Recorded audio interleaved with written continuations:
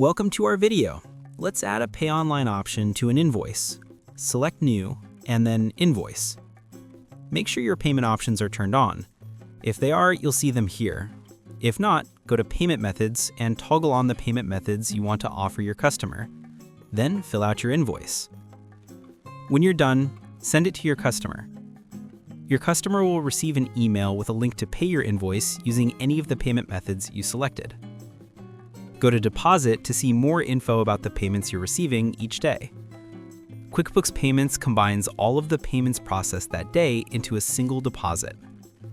You'll see each sale or payment that is part of the daily deposit, along with the fees, which are charged as a separate transaction. It can take a few days for this money to show up in your bank account. When the money hits your bank account, you'll see your deposit in your transactions feed.